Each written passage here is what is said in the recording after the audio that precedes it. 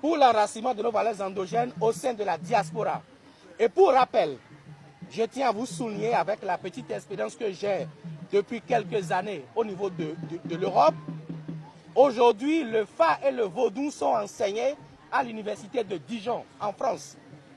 Il y a 10 universitaires que l'université a envoyés ici, que j'ai formés sur le Fa et sur le Vodou, et ils enseignent aujourd'hui là-bas. Et quand ils ont commencé, ils nous ont écartés.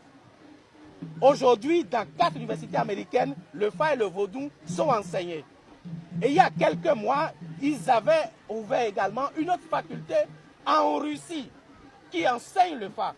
Parce qu'ils se sont basés sur les 256 signes du Fa pour développer le système de WhatsApp qu'on utilise aujourd'hui, qui ne regroupe que 256 dans chaque groupe. C'est le Fa.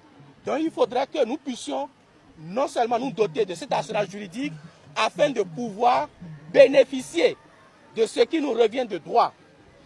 L'UNESCO a reconnu le Fa comme patrimoine de l'humanité, mais nous n'en profitons pas parce que nous ne disposons d'aucun assurance juridique. Le Nigeria tout près en profite.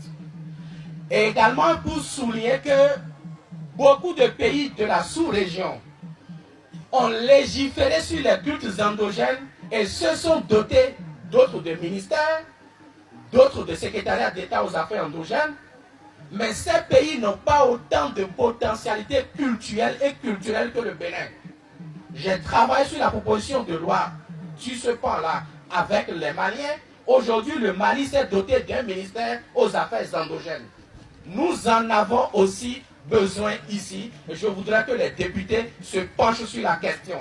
Nous avons besoin d'ordonner le milieu, de quadriller tout le territoire afin d'assainir ou accompagner l'œuvre de développement.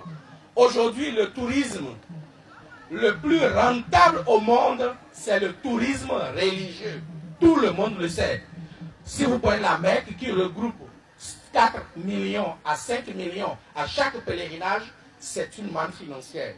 Si nous prenons le festival qui se déroule à Touba, qui réunit 7 millions de pèlerins au Sénégal, chaque année, c'est aussi un gisement de financement.